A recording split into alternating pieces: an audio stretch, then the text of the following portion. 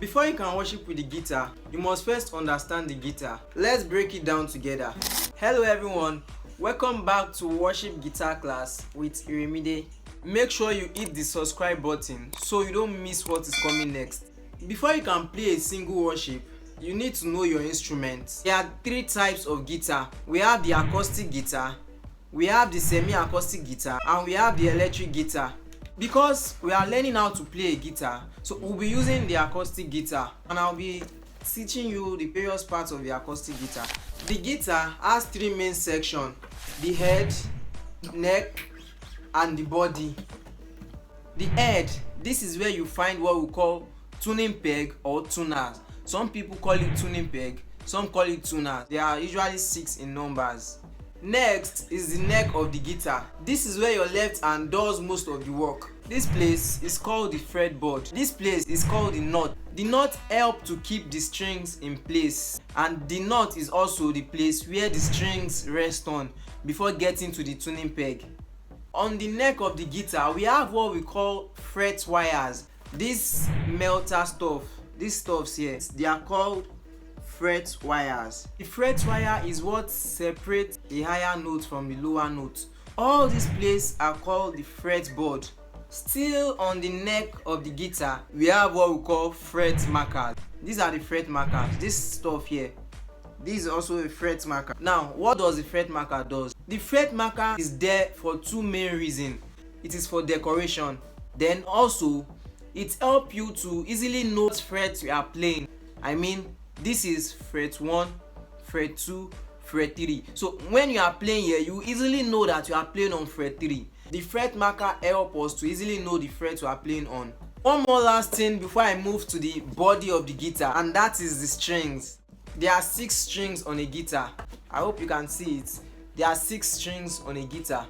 Finally, we have the body of the guitar, and this is where your sound come alive. On the body of the guitar, we have what we call the sound hole. Now, this is the sound hole. So that is where the sound of whatever you are playing comes out from. This part is called the cutaway. This part you can see, is called the cutaway. This part is called the waist. This part you can see. This black thing you are seeing here is what we call the pick guard. Now, this is what prevents your guitar from getting scratched. You know, sometimes while playing your guitar with a pick, it is possible that you can scratch your guitar, but this black thing you see here is what guard your guitar, protect it from scratch. This is called the bridge. Now, the bridge houses a lot of things. So the bridge is where we will find the saddle. This is the saddle. So the bridge is where we can find the saddle. This white thing, now it is different from the other one we discussed about the first time. The up here is the nut, while this one here is called the saddle. This is the saddle. This is where the string rests on before going into the hole.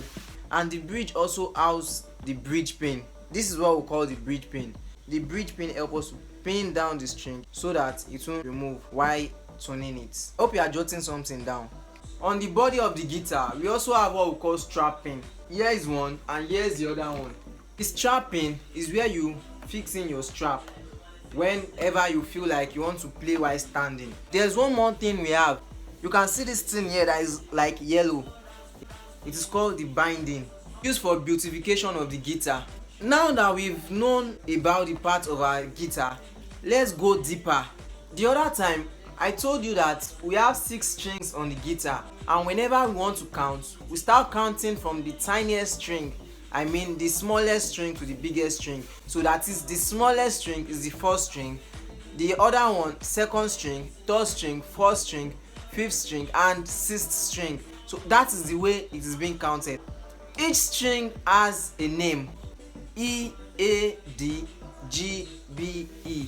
Now, there's a mnemonic that will help you to remember this, which is Eddie ate dynamite, goodbye Eddie. Eddie ate dynamite, goodbye Eddie. With that, you can be able to easily memorize the name of each of your strings. It might sound funny, but trust me, it works. Once you can recall that sentence, Eddie ate dynamite, goodbye Eddie, you will never forget the names of your string again. When you understand your instrument, it stops being more than just an instrument. It becomes a language you speak. Knowing every part and the names of every string is how you start communicating in worship. We are learning something new. Now you understand your guitar and how everything connects. In our next class, we'll cover how to hold the guitar properly and also sit while playing the guitar. Now here's your assignment for this week.